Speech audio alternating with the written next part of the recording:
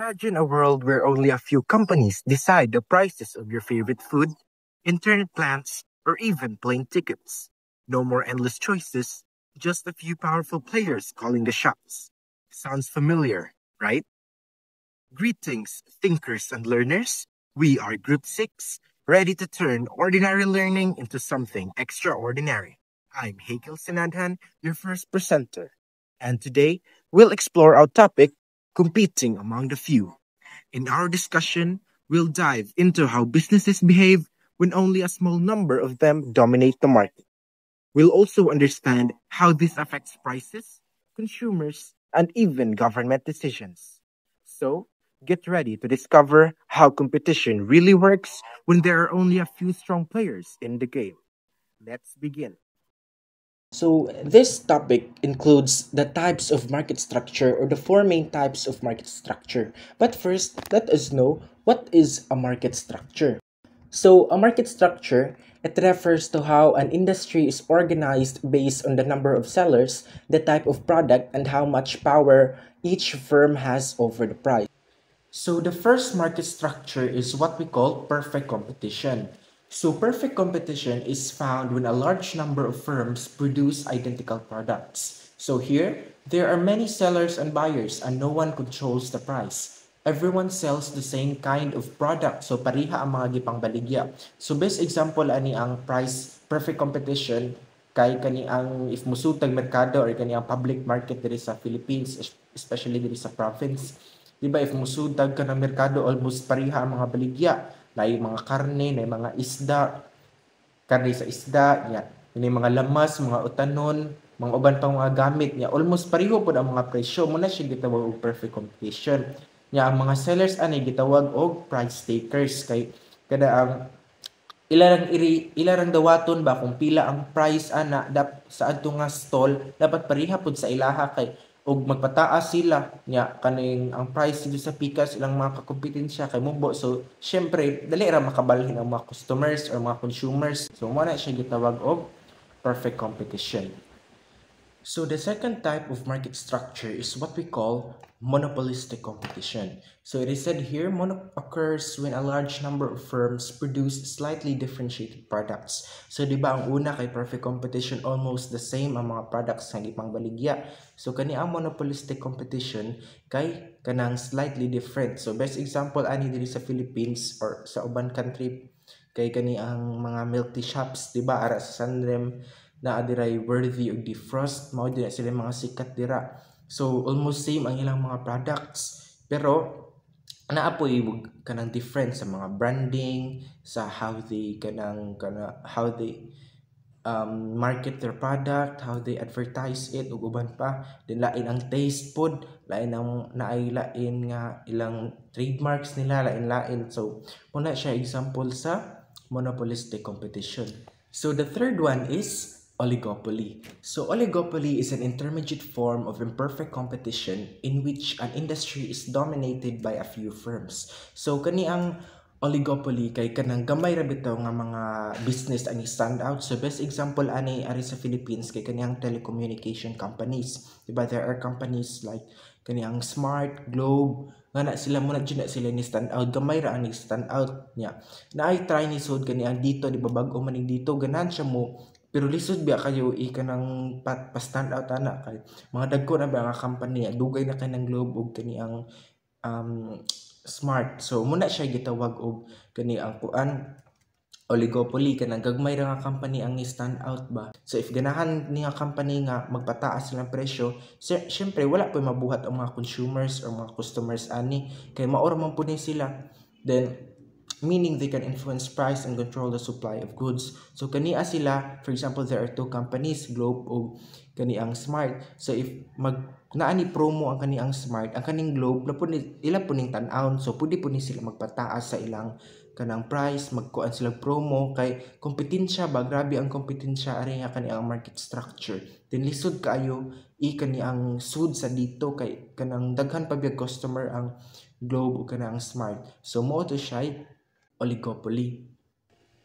So the fourth and the last market structure is the one what we call monopoly. So it is said here in the PowerPoint, monopoly is the most concentrated market structure.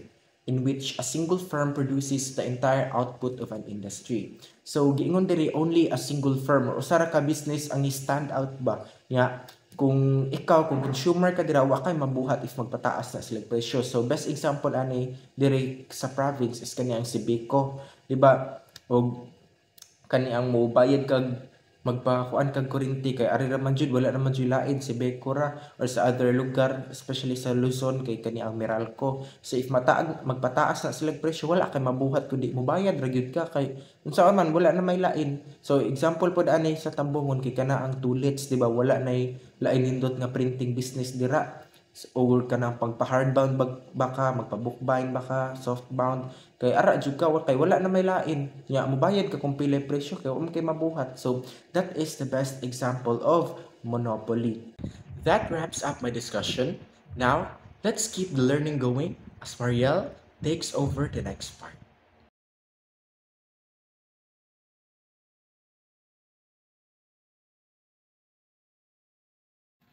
Hello everyone, my name is Maria Stephanie G. Pedrosa and I'm the next reporter. When there are only a small number of firms in a market, they have a choice between cooperative and non-cooperative behavior. Non-cooperative behavior is when they act on their own without any explicit or implicit agreement with other firms. Cooperative behavior is when they try to minimize competition. In conclusion, when firms in an oligopoly actively cooperates with each other, this term denotes a situation in which two or more firms jointly set their prices or outputs, divide the market among themselves, or make other business decisions jointly. Next, cartel. Cartel is an organization of independent firms producing similar products that work together to raise prices and restrict output. Next is conclusive. Conclusive is to describe a situation where firms or individuals in a market conspires or cooperate, often secretly, to manipulate market conditions to their advantages. Next is monopolistic competition. Resembles perfect competition in three ways. There are many buyers and sellers, entry and exits are easy, and firms take other firms' prices as given. Lastly, small number oligopoly. A few dominant firms influence the market and their decisions are interdependent. Each firm's action, like pricing or production changes, directly impact the others, often leading to strategic behaviors. That concludes my part, and to continue this journey of learning, let's welcome Reeves. Thank you, Maria Stephanie. Now let's move on to rivalry among the few. This typically refers to a situation where a small number of individuals or entities compete intensely with each other. This can manifest in various contexts, such as business, sports, and academia. Next is duopoly. A duopoly is a market structure where two dominant firms control a large share of the market. These firms compete fiercely. They can also influence market dynamics together. Duopolies can also lead to intense competition, where firms engage in aggressive marketing and pricing strategies. Next is innovation, where firms may innovate to differentiate themselves and gain market shares. Next is market power, where duopolies can raise concerns about market manipulation and reduced competition. Whereas a payoff table is a tool used in game theory to represent the potential outcomes of different strategies for two or more players. It shows the payoffs of each player based on his combination of strategies chosen by all the players. Next up, we have competition among the few, also known as oligopoly. It's a market structure where a small number of firms dominate the market, leading to strategic interactions and competition among them. Examples of oligopoly are tech industries, automobile manufacturing, and airlines. Oligopolies can also lead to innovation and efficiency, but may also raise concerns about market power and competition. Next up, we have price discrimination. Price discrimination is a pricing strategy where a firm charges different prices for the same product or service to different customers based on their willingness to pay. This can be done to maximize revenue and increase market shares. Now let's introduce a new topic, which is game theory. So game theory is the study of strategic decision making in situations where multiple individuals or parties are involved. In economics, game theory is used to analyze and predict the behavior of firms and individual competitive situations. So, there are three concepts of game theory. First is Nash equilibrium, a state where no player can improve their outcome by unilaterally changing their strategy.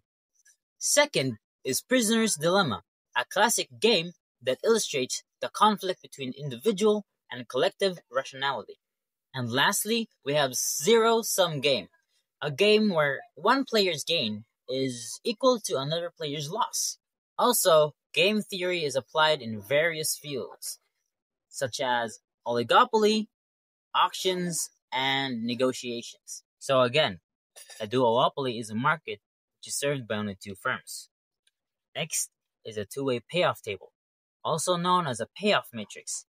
It is a table that shows the payoffs or outcomes for each player in a game, depending on the actions taken by both players. Whereas a payoff table is a tool used in game theory to represent the potential outcomes of different strategies for two or more players. It shows the payoffs of each player based on his combination of strategies chosen by all the players. So that was all for my part of this discussion.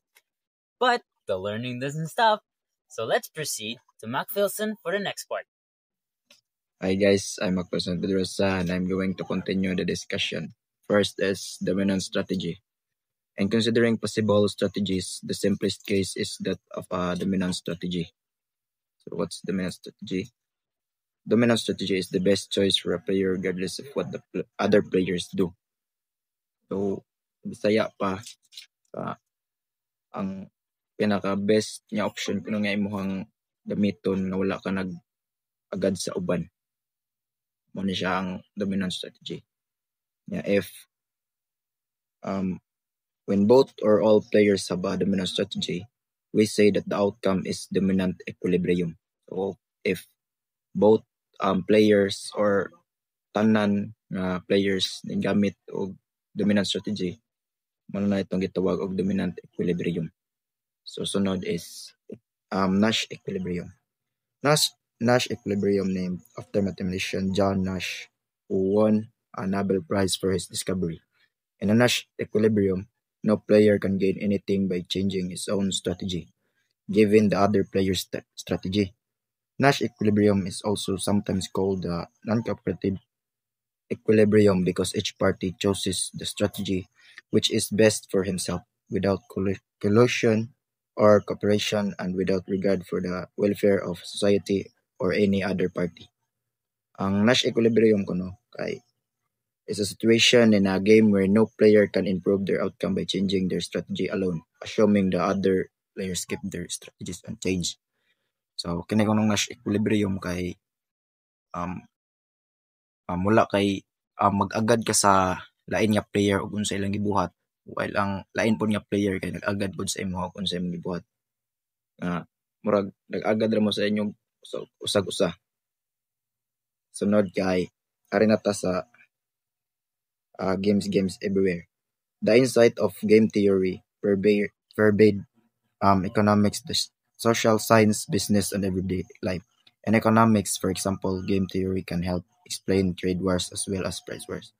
So, sa games everywhere. Kay, ang kuan ko no, ang example ko na ni kay, ang game theory ko no kay, kuan ko ni siya, pa-explain trade wars as well as, ang games theory kay, kuan gid ta ni sa economics, social science, business, and everyday life. Example ka, ara sa business kay choose kag strategy ug unsay imong buhaton. Gamit katong example magamit ka sa dominant strategies. Makakuan gid nimo siya ang game theory in everyday life and business. Are na ta sa game theory. So game theory can also suggest why foreign competition may lead to greater price competition. A key features in many games that attempt on behalf of players to build credibility. You are credible if you can expected to keep your promises and carry out your threats, but you cannot gain credibility simply by making promises. Credibility must be consistent with incentives of the game. So na-discuss na siguro ni sa babaw ani nga kuan kuan. Game theory is the study of how people or groups make decisions when outcomes depend on the choice of others.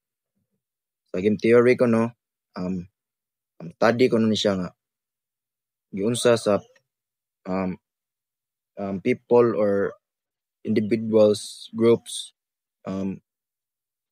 magbuhat sila decisions and baka depende ang outcomes ko nani sa choice sa uban.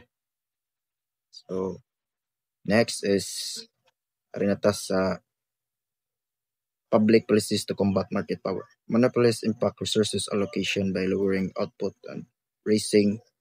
By the way, sa game theory di ay kay nasod na to ang katong dominant equilibrium and Nash equilibrium. Sod to siya. Sa public policies to combat market power. Monopolies impact resources allocation by lowering output and raising prices, which results in economic waste. Economists advise against protectionist tactics in favor of antitrust laws, economic regulations, and competition promoting initiatives including lowering entrance barriers and supporting small companies. Imperfect competition refers to market structures where the condition of perfect competitions are not fully met. In such markets, individual firms have some control over prices that are differentiated or there are barriers to entry. So kaning imperfect competitions, this type of kuan siya opposite sa perfect competitions which na-discuss na sa babaw po. And sa kaning imperfect competition, ang example ani kay kuan katong monopoly, oligopoly, monopolistic competition. Mo to siya ang pasabot ani kay naay control ang individuals nga na sila control over na sila control nga padak-an ang prices or paubusan ang prices. Na sila control. That's it.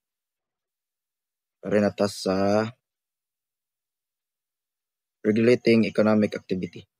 Economic regulation of American industry goes back more than a century. The first federal regulation applied to transportation with the Interstate Commerce Commission (ICC) in 1887. The ICC was designed as much to prevent price wars and to guarantee service to small towns as it was to control monopoly. Later, federal regulation spread to banks in 1913, to electric power in 1920, and to communications, securities markets, labor tracking, and air travel during the 1930s. All for my discussion. To close our topic and give the final insights, let's go back to Mr. Hikel. So I'm here to continue McPherson's report about the regulations. So there are several key reasons why regulations are implemented.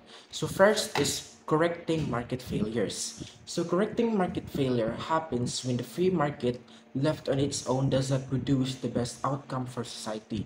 In simple words, it's when businesses or consumers act in ways that harm others or waste resources and the economy becomes unbalanced. So best example ani is, for example, kining na ay factory. So ang factory, nakahalin sila, they manufactured goods, they produced goods everywhere, and nakahalin sila, naka-profit sila. Pero ang ilahang kaniang aso nila or ilang mga hugaw kay labay ra sa dagat, nya baho na kayo ang gilanghap nato nga hangin. So kani ang bati siya, so nay gitawag og correcting market failures. So ang kuan ani ang mga ang mga government ani mo set ani nga kaning policy para mo follow pud ang kaning mga company ba para di pud ma-harm ang mga mamalit or mga ang environment. So muna siya correcting market failures. So the second one is protecting consumers. So another important reason for regulation is this: the ordinary people who buys goods and services. So nga na importante man ay protecting consumers. So as kita ninyo nga mamalitay or mga customers aning kalibutan na, so importante pud kaayo nga maprotektahan ta, dili lang kay ta patakaan ra tag baligya. For example, wala nagsaba ang kana nga business nga expire na dahil lang gibaligya kay maalkansi sila og ilang ipanglabay. So ibaligya ra nila sa tuwa, so kita moy luoy, kita moy nakakaon-tuod ta pero nagsakit atong tiyan or unsa pa natay gibatyag. So another example ani is kanang mga beauty products. Di ba ang FDA nag-set gina sila rules nga dapat register jud sa ilaha tan-awon kung maka-benefit pa gyud sa ato ang skin. So muna siya best example sa protecting consumers. Kay luoy pud ta igura ta iladon nya nana. So dapat protektahan pud ta. So muna siya gitawag og protecting consumers. So the third one is promoting fairness. So regulations also exist to promote fairness, to make sure that everyone in the economy, whether big or small, has a fair chance to compete and succeed. So for example, naay sa atong lugar kay naay dako nga tindahan nga nag-open. So almost na tanan baligya sa ilaha, like grocery store ba, na ang mga baligya sa sari-sari store na apod sa ilaha. Nya una brato pa kay na ilaha. Hangnya kanang brato pa kayo ba ang tanan tao ara na mo palit sa ilaha. Nya wala na mo palit sa mga small stores sang to nag-close to. Nya mo to pag wala na sila kompetensya, nagpataas na sila presyo. So walain kaayo no, so wala bitay fairness. So nagnisud ang government ara dapita kay para maka-compete pud ang mga gagmay nga tindahan para di pud sila ma-down. Kay kasagaran biya diri sa tuwa sa Philippines kay almost ara na lang bisag kamay ang atong tindahan, ara ta na nabuhi, ara ang kanang source of income sa mga tao. So without regulation, big companies might abuse their power o kanang mugara na lang magpataas silang sa ilang presyo kay abi man wala na kompetensya. So most adik ka ng mga oligopoly, so control prices and destroy smaller competitors. So munang naani ang kaniyang promoting fairness. So ang kuan ani Philippine Competition Act mao ni sila mag-set ani nga rules para dili mo kaara ang mga tao. So that is promoting fairness. So lastly is kaniyang protecting public interest. So the government regulates to protect the public interest, meaning the overall well-being and safety of people. This includes health, environment, safety, and national security. Some businesses or activities might benefit individuals but harm the general public. So the government must step in to protect the majority. So for example, naay company dira nga kaniyang nag-engineering or nag-mining dira nga lugar. So i-check na dira sa DENR, sa Department of Environment and Natural Resources, that mining and deforestation kung safe ba jud dira. Kay for example, nga nag-mining dira nga dili safe dira, maigo ka na nga balay. So kuyaw kaayo. So ano na siya sa DENR. So another is kaniyang Land Transportation Franchising and Regulatory Board or LTFRB ensures that tricycles, jeepneys, and buses follow rules to keep passengers safe. So if ang mga tricycle dapat na sila kanang follow nga mga rules para di pod mahadlok ang mga passengers ba, dapat mo follow pod sila. So best example pod ani kay katong gibuhat ni Kapitan kanang Ray Tambuboy ba nga gi-inspect yun diya ang San Remigio National High School kung angay ba yun nga i-demolish, una musud ang mga estudyante kay naglinog ba tubikan. So muni siya ang protecting public interest. So mao to siya ang upat nga mga several key reasons why regulations are implemented. So let us also discuss what is market power and externalities. So first, what is a market power? So in economics, market power refers to the ability of a company or a group of companies to control or influence the price of a product or service in the market. So di ba giingon nato nako ganina ang Meralco. Di ba Meralco most areas at sa Luzon kay mao nay main kanang source of electricity or ari sa tuwa kay kaning Sibeco. So kani ang kaning si Beko or kaning Meralco, pwede kani sila magpataas silang presyo kay wa man kayo sila kakompetensya or kanang tulids o kanang printing business nila sa Tambungon. Wala man sila kakompetensya, pwede na nilang ipasa ka ilang presyo kung depende silang will. Mauna siya ang market power. So kanang for example, kaniang naay bus company nga kaniang wala kanang adto sila mulusot sa Cebu niya kung kanang nihit ang kaniang kuan nihit ang pasahero pwede sila magpataas silang presyo. So muna siya market power, like naa sila mabuhat ba para may mutaas silang profit, muna siya market power. So next is externalities. So what are externalities? So an externality happens when the actions of one person or business affect others who are not directly involved in the activity. And this effect can be positive or negative. If it benefits others, it's a positive externality. If it harms others, it's a negative externality. So for example, any positive externality, kay na ay farmer, di ba ang farmer kay magtanom sila mga kaniyang pananom like mga mais, mga kahoy. So syempre monindot ang atong hangin, yeah, they can also avoid soil erosion. So they benefit the community. So wala takibaw ba, wala na to na napansin dira dapita, but it also benefits us, not just the farmers. So muna siya positive externality. Ang negative externality kay balik ta atong mga factory, di ba? Ang mga factory kay kani ang nagproduce sila goods niya nga for example na ba ibang factory nga ilabay nila sa dagat, ilabay nila sa tubig, sa river ya.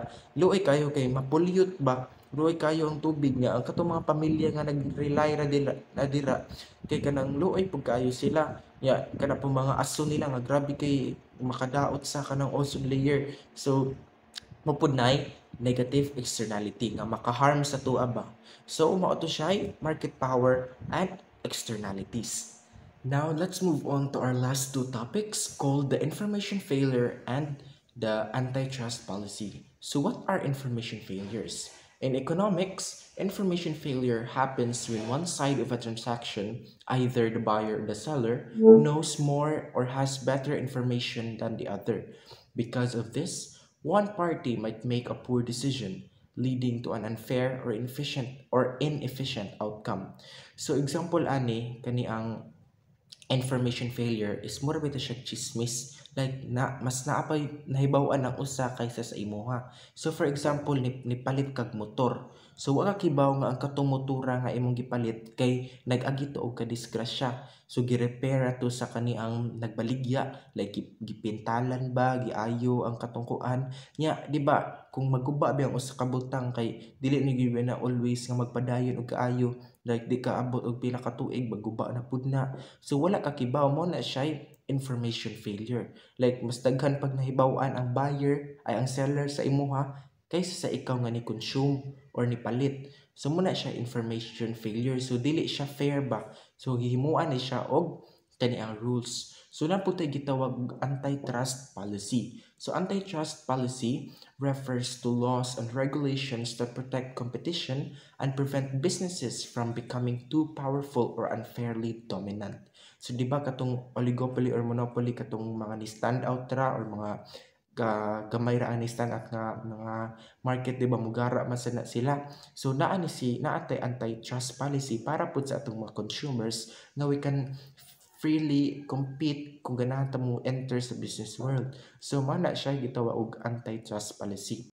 So I hope you guys learn from our discussion. So we believe that economics is not just part in our lives, but it is part of how we live and how we survive as an individual. So I hope guys that you learned something new today, and may God bless you. And as we end our report, we remember that just like in the market, balance is what keeps everything strong. But right now, our country has been shaken, not just in the economy, but in the lives of many Filipinos. The earthquake reminded us how fragile things can be, yet how powerful unity and compassion are. When only a few stand strong, they must help lift others. Because real growth happens when everyone is rising together. As it says in Galatians 6:2, carry each other's burdens, and in this way, you will fulfill the law of Christ. Thank you, and may we continue to compete with fairness, live with kindness, and rebuild with hope.